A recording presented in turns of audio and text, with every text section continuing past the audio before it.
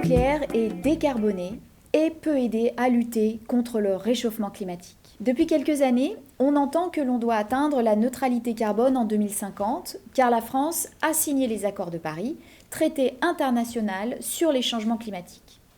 Il a été adopté par 196 parties lors de la COP21 à Paris le 12 décembre 2015 et est entré en vigueur le 4 novembre 2016. Donc, atteindre cette neutralité carbone, qu'est-ce que cela veut dire ? Eh bien, cela veut dire que nos émissions de gaz à effet de serre, et en particulier le CO2, gaz composé de carbone et d'oxygène, car c'est le gaz ayant la contribution la plus importante, doivent être équilibrées par l'absorption de ces mêmes gaz par des réservoirs naturels ou artificiels que l'on appelle des puits de carbone. Par exemple, une forêt est un puits de carbone naturel. Nous émettons dans toutes nos activités du CO2. Et bien sûr, l'effet de serre est vital pour la vie humaine. Mais depuis quelques centaines d'années, les émissions de CO2 venant des activités humaines augmentent très fortement et s'accumulent dans l'atmosphère, de sorte que l'effet de serre s'intensifie. C'est cela qui cause le réchauffement climatique. En ce qui concerne nos modes de production d'énergie, que veut dire une énergie décarbonée ? On appelle décarbonée une énergie qui émet peu de dioxyde de carbone lors de sa production. Par exemple, prenons les énergies fossiles telles que le pétrole, le gaz ou le charbon. Ces énergies, que l'on appelle primaires, car elles n'ont pas subi de transformation industrielle, on peut aussi dire énergie brute, sont stockées plus ou moins profondément dans la Terre. Elles sont toutes composées d'atomes de carbone et d'hydrogène. Elles émettent donc toutes, lors de leur combustion, du CO2. C'est la définition chimique d'une combustion. C'est la combinaison d'un corps avec de l'oxygène.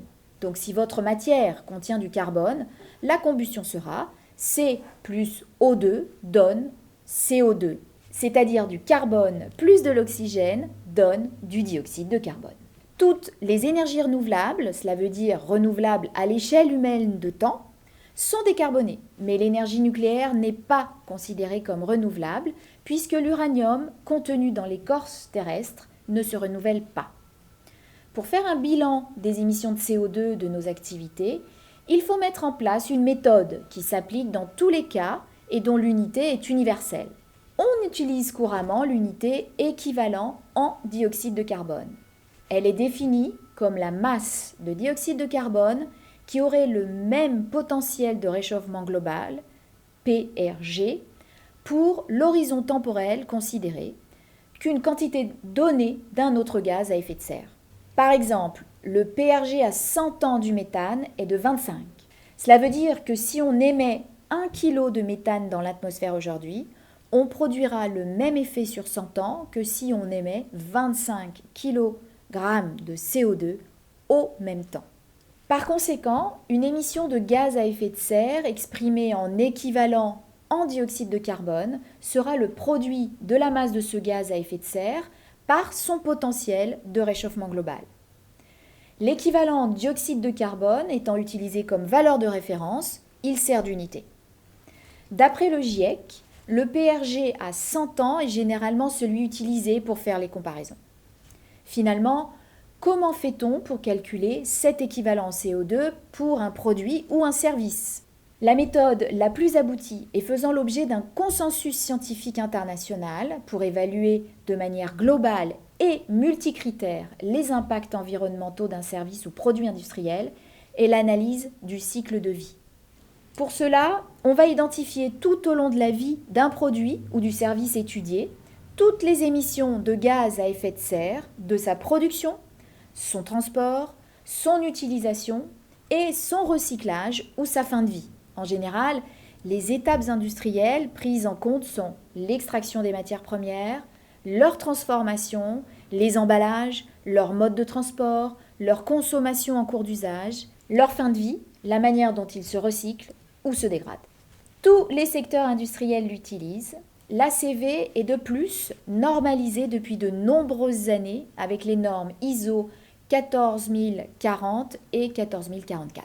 En ce qui concerne l'électricité, une ACV va être calculée sur chaque manière de produire de l'électricité dans le mix énergétique, à savoir le nucléaire, les combustibles fossiles et les ENR. Le résultat est donné en comparant les résultats pour 1 kWh, qui est l'unité de mesure de l'énergie électrique. On parle alors de facteur d'émission, FE. Le facteur d'émission du kilowattheure produit par une filière donnée est donc défini comme le rapport des émissions de CO2 par la quantité d'électricité produite en sortie des équipements rattachés à cette filière, le charbon, l'hydraulique, le nucléaire, l'éolien. En France, le bilan gaz à effet de serre du kilowattheure produit par différents moyens de production est le suivant. Pour une centrale nucléaire, c'est 6 grammes de CO2 par kilowattheure. Les centrales à gaz, 406 grammes de CO2 par kilowattheure. Les centrales à charbon, 1038 grammes de CO2 par kilowattheure. Le solaire PV, entre 30 et 40 grammes de CO2 par kilowattheure. Et enfin l'éolien, entre 10 et 15 grammes de CO2 par kilowattheure. Revenons à nos accords de Paris et la neutralité carbone. Si nous voulons nous y conformer, nous devons diminuer nos émissions à 2 tonnes CO2 par personne, alors que nous en sommes aujourd'hui à environ 10 tonnes par personne en France. En effet, notre mix électrique est largement décarboné, environ 94%, et cela en s'appuyant sur la complémentarité des ENR, dont l'hydroélectricité et du nucléaire. La France fait partie des 6 pays du monde à avoir déjà atteint l'objectif du GIEC d'au moins 80% d'électricité décarbonée. Mais il faut faire attention, c'est un peu l'arbre qui cache la forêt. La décarbonation de l'électricité, ok, c'est fait en France, mais en Europe, on n'y est pas du tout. Seulement 60% d'électricité est décarbonée, et dans le monde, c'est encore pire, puisque moins de 40% de l'électricité produite est décarbonée. Et enfin, il y a tout le reste. Il faut également décarboner le reste de la consommation d'énergie primaire, celle qui nous sert pour nos transports, notre chauffage, notre agriculture, notre industrie. En quelques chiffres, dans le monde, 85% de la consommation d'énergie primaire est carbonée, en Europe 75%, et en France, 50%. Ces chiffres nous disent que, premièrement, les solutions pour les uns ne seront sûrement pas les solutions pour les autres. Et que, deuxièmement, l'enjeu est immense. Et alors là, c'est beaucoup plus difficile à atteindre en si peu de temps, 30 ans.